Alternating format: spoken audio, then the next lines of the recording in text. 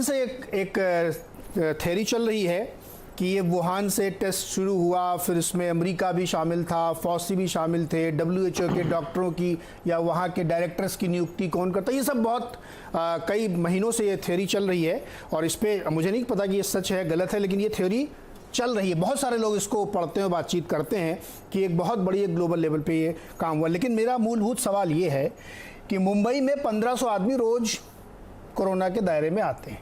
Number आपको पता होगा जफर भाई, अमेरिका में इतने लोग मर गए हैं, सच है ना, ये झूठ थोड़ी है। 1,03,000 आदमी अमेरिका में मर चुका है, उससे कोई फर्क नहीं पड़ने वाला। तो या तो मेरे हमारे असेसमेंट में गलती थी भारत में, या ये झूठ है। मैं एक छोटा स्टेप देता हूं जी। मार्च अप्रैल और मई में भारत के अंदर 4 लाख चुप हो जाए तो बोलूंगा। एक मिनट, अप्रैल और मई में भारत में 4 लाख से ज्यादा लोग टीबी से इन्फेक्ट हुए, जिसमें 80,000 लोगों का देहांत हो गया। सर ये बहुत पुराना आंकड़ा है, मैं इससे सहमत हूं, मैं इसको डिनाई नहीं कर रहा हूं दुबे जी। ना कोई लॉकडाउन हुआ।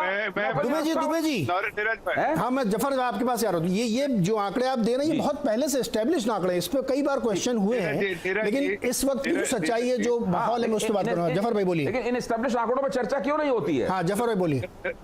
नीरज जी देखिए, इसका जो एकमात्र कारण है, और वही कारण सही कारण है, जो आपको अभी अरोड़ा जी ने भी कहा, मैंने भी कहा है, और वही हकीकत भी है कि उस वक्त जिस तरह से पूरी दुनिया में इस तरह से लोग हो रहे थे इससे इन्फेक्टेड, वो इंडिया में और उसके बारे में कोई जानकारी ज्यादा नहीं थी, अननोन वायरस था, इसलिए उस तक प्रोटेक्शन लेना जरूरी था। ये प्रोटेक्शन कोई भी आदमी प्रोटेक्शन लेता है ताकि उस वक्त कोई ऐसी चीज ना हो पाए। अगर ऐसा हो जाए कि 20 लाख हो जाए, 30 लाख, अगर आप उस वक्त की रिपोर्ट देखें तो इंडिया के बारे में था कि 30 से 40 million people will be infected. अगर 40 मिलियन मतलब आप समझिए 4 करोड़ से लोग जो है इन्फेक्ट हो जाएंगे तो क्या हालत होती है। और क्या इतना स्पीड, उसका अगर आप 5% भी निकालिए, जो हॉस्पिटलाइजेशन होता है 5 से 9% तक, जो दुनिया में इससे देखा गया था, जो एक रिकॉर्ड था, एक ट्रैक रिकॉर्ड दे सका था, तो उसके हिसाब से तो आपके पास कोई फैसिलिटीज नहीं थी। आप इटली जैसी जिसके नंबर 1 नंबर 2 जो है मेडिकल फैसिलिटीज में थे, वो इस तरह से जो है बिल्कुल बिखर गए थे। ऐसे में सरकार के लिए, और बाकी सिर्फ इंडिया में नहीं, हर सरकारों ने उससे एक आइडिया लिया कि इसको इस वक्त जो है इसको प्रोटेक्टिव गियर में जाना चाहिए, इसमें जाना मेजर्स लेना चाहिए, और वो प्रोटेक्टिव मेजर्स लिए।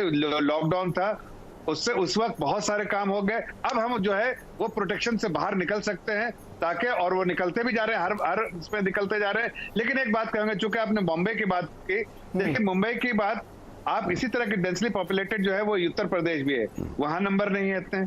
क्यों नहीं है? 2-3 वजह है। देखिए मुंबई में भी जो नंबर है, अगर आप दुनिया के और कोने से आप अगर कंपेयर करेंगे तो भी बहुत कम है, चाहे आप अगर इटली से करें बहुत कम है।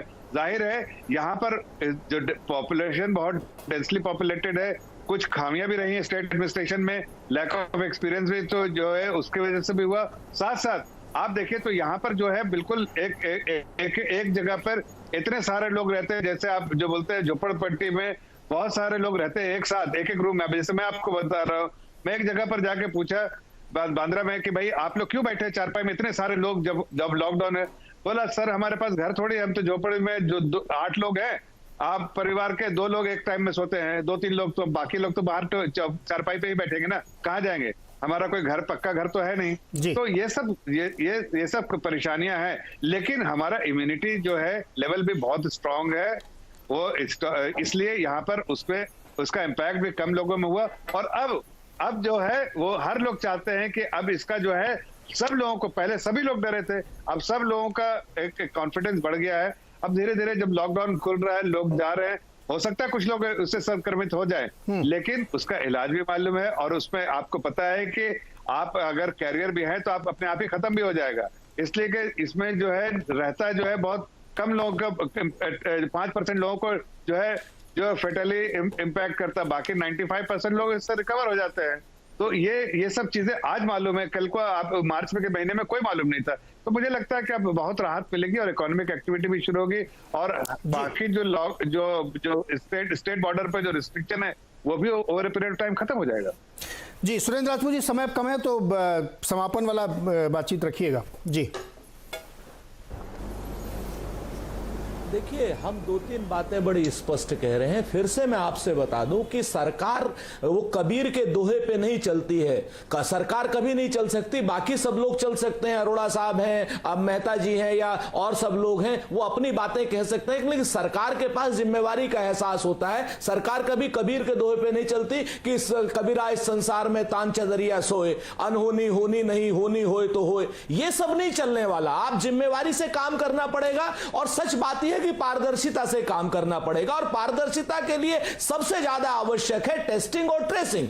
और टेस्टिंग और ट्रेसिंग आप ध्यान से देखिए, पिछले 15 दिन में गुजरात में हर रोज कभी टेस्टिंग की फैसिलिटी नहीं बढ़ा रहे, कुल जमा पूंजी उनके टेस्ट 2000 से 2500 के बीच में हो रहे हैं, और उसमें से आपको 250 से लेकर के 275 के बीच में रोज आंकड़ा दे रहे हैं वो लोग। यहां तक कि उन्होंने अपने म्युनिसिपल कमिश्नर को चेंज कर दिया, उन्होंने तमाम चीजें चेंज कर दी। हाई कोर्ट ने किस तरीके की टिप्पणियां की हैं गुजरात में, वो सारी कुछ देखने वाली, देखने योग्य बातें हैं। मेरा स्पष्ट रूप से कहना है कि जब तक आप पारदर्शिता नहीं रखेंगे, जब तक आप ये नहीं देखेंगे कि बीमारी क्या है, तब तक उसका इलाज संभव नहीं है। आप सिर्फ बीमारी के आंकड़ों के से डरने की वजह से टेस्टिंग को, ट्रेसिंग को कम मत कीजिए, लगातार बढ़ाइए, राजपूत जी, बिल्कुल आने दीजिए जितने ज्यादा आंकड़े आने हैं। टेस्टिंग कौन रोक रहा है? टेस्टिंग कौन रोक रहा है? हाँ, हर दिन बढ़ते जा रहा है। मैं बताता हूं आपसे, टेस्टिंग जैसे आपने ही कहा, आप अपने पूरे प्रोग्राम में देखिएगा, लगातार आप एक बात नीरज भाई कहते रहे कि टेस्टिंग से क्या होगा। लगातार आप लोग कहते रहे कि जिसको जरूरत नहीं उसको, अरे जिसको जरूरत नहीं 45 रुपए का टेस्ट क्यों कराएगा, लेकिन जिसको अगर कहीं कोई जुकाम है, बुखार है, संक्रमण है, उसको तो टेस्टिंग करानी ही पड़ेगी ना। आप हमसे उत्तर प्रदेश में पूछिए, आप हमसे उत्तर प्रदेश में पूछिए कि यहाँ का स्वास्थ्य विभाग भगा देता है, कहता है कि नहीं टेस्टिंग हम नहीं करेंगे। सवाल यह है कि एसिम्प्टोमेटिक स्वास्थ्य विभाग भगाता है, कैसे करेंगे, मुझे ये समझाइए ना आप। अगर 16 करोड़ की पॉपुलेशन है यूपी की, तो आप किसका टेस्ट करेंगे? कैसे करेंगे टेस्ट? आप मुझे ये बताइए। नहीं है कि उसे कोई वो नहीं, उसे कोरोना का कोई इन्फेक्शन नहीं है, उसे और इन्फेक्शन हुआ है, उसे जुकाम हुआ है, उसे सर्दी हुई है, उसे बुखार हुआ है, कोरोना का इन्फेक्शन नहीं हुआ है, उसको वो असिम्प्टोमेटिक है। बाकी तो उसको वही तो कह रहा हूं, सिम्पटम्स आ ही रहे हैं। सबका टेस्ट नहीं हो सकता सर, नहीं हो रहा है, मैं आपसे यही कह रहा हूं नीरज जी। तो उसके लिए कौन सी सरकार जिम्मेदार है? क्या महाराष्ट्र में हो रहा है? आप बार बार उदाहरण गुजरात को दे रहे हैं, तो महाराष्ट्र में क्यों नहीं दे रहे हैं? आप दिल्ली को उदाहरण क्यों नहीं दे रहे हैं? ये सिलेक्टिविज्म मत करिए ना। आप महाराष्ट्र को उदाहरण दीजिए जहां आपकी सरकार है। फिर से मैं बताऊं, दिल्ली सरकार 75% केंद्र सरकार के अधीन है, और दिल्ली को हम लोकल एडमिनिस्ट्रेशन के अधीन नहीं छोड़ सकते हैं। आप देखिए, पुलिस वाले हमारे मर रहे हैं, हमारे स्वास्थ्य कर्मी मर रहे हैं, हम एक ये बिल्कुल नहीं कर सकते। और इसीलिए मैं राजपूत जी, आपको देखना है कि जिस दिन से ये शुरू हुआ है और आज जो आंकड़े हैं, आपको खुद एहसास हो रहा है कि पहले आपके पास कैपेसिटी थी 300, 500, 1000 तक के टेस्टिंग करने की, आज आपके हर दिन जो है 1.25 लाख